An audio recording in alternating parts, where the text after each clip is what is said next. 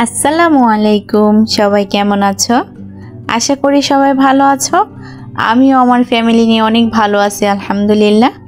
নতুন আরও একটি রেসিপি নিয়ে তোমাদের মাঝে হাজির হয়ে গেলাম। তো আজকে আমি রান্না করেছি ডিম। আর ডিম আমরা অনেকে অনেক রকম করে খাই, তো আজকে আমি পোচ করে রান্না করছি।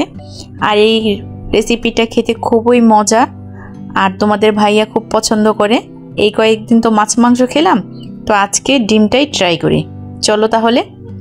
আর আমি এই ডিমের সাথে আরও একটা কাজ করব, সেটা হচ্ছে করলা ভাজি। তো এখানে আমি করলাটা কেটে নিচ্ছি, পাতলা পাতলা করে কাটবো। করলাটা কেটে তারপরে ভাজি করব। এই যে দেখো, এভাবে পাতলা পাতলা করে কাটতেছি আমি।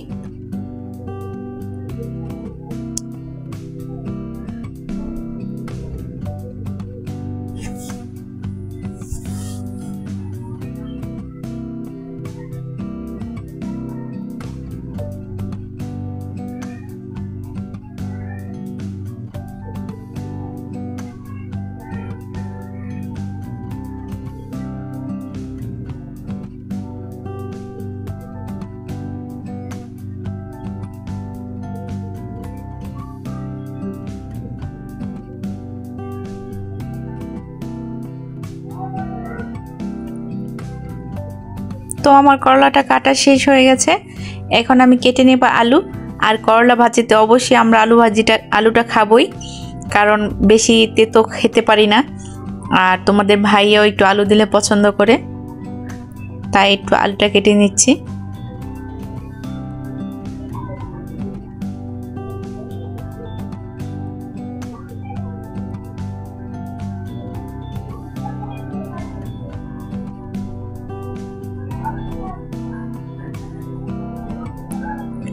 আর এখানে আমি আলুটা একদম ঝুরি করে কাটবো না। অনেকেই করলা ভাজির মধ্যে ঝুরি ঝুরি করে আলুটা কেটে দেয়, তো আমি একটু মোটা করে করলার মতো কেটে নেব। করলাটা যেরকম হয়েছে ওই আকারে কেটে নেব। এই যে দেখো, এইভাবে আমি কেটে নিয়েছি।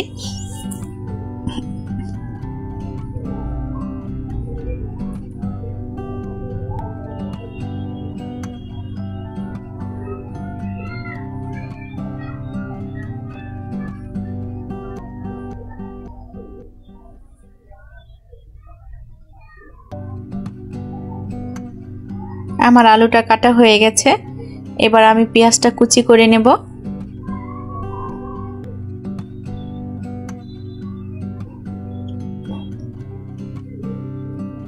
আর কেটে নেব ডিমের জন্য টমেটোটা আমি এখানে একটু বেশি করে দেব, তাহলে গ্রেভিটা অনেক সুন্দর হবে আর খেতেও অনেক বেশি মজা লাগবে।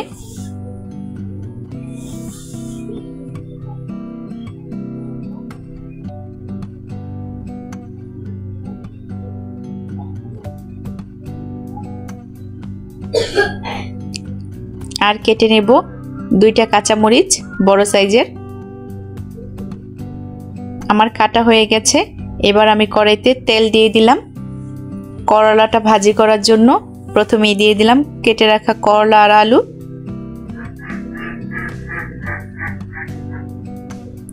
এরপর দিয়ে দেব পেঁয়াজ কুচি আর কাঁচামরিচ কুচি।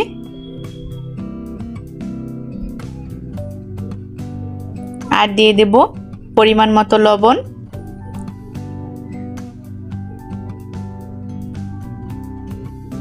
এবার আমি খুব সুন্দর করে নেড়ে চেড়ে রান্না করব। আর আমি এখানে করলাটা বেশি নাড়বো না, বেশি নাড়লে করলাটা তিতো হয়ে যাবে। এই তো আমার ভাজিটা করা শেষ হয়ে গেছে। এবার আমি তুলে নেব একটা পাত্রে। এবার আমি ওই একই কড়াইতে ডিমের জন্য তেল দিয়ে দিলাম। এবার দিয়ে দেব পেঁয়াজ কুচি। আর পেঁয়াজটা এখানে একটু বেশি দেওয়ার চেষ্টা করবে। এবার আমি খুব ভালো করে পেঁয়াজটা ভেজে নেব। আমার পেঁয়াজটা ভাজা হয়ে গেছে। এবার আমি দিয়ে দিলাম 1 টেবিল চামচ আদা রসুনের পেস্ট। খুব ভালো করে ভেজে নিয়েছি। দিয়ে দিলাম পরিমাণ মতো পানি মশলা কষানোর জন্য। এবার আমি একে একে সবগুলো মশলার উপকরণ দিয়ে দেব।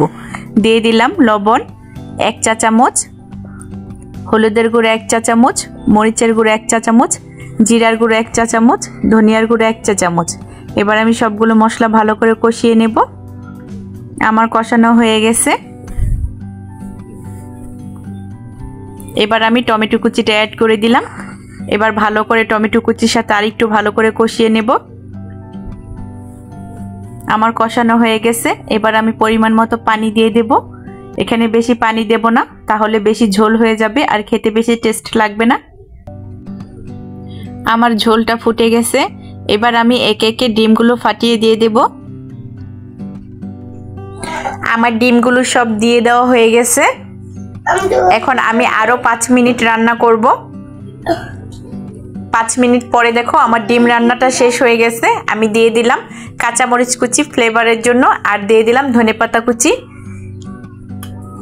এবার আমি নামিয়ে নেব। দেখো আপুরা, আমার ডিম রেসিপিটা কত সুন্দর হয়েছে, আর এটা খেতেও অনেক বেশি মজা লাগে। তোমরা অবশ্যই বাসায় এরকম ভাবে ট্রাই করবে। আর এভাবে রান্না করলে অন্য ডিমের রেসিপির চাইতে বেশি টেস্ট লাগে।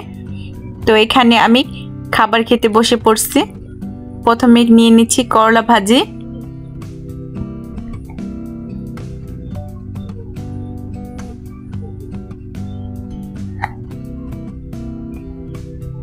করলা ভাজিটা অনেক টেস্ট হয়েছে, অনেক মজা লাগছে।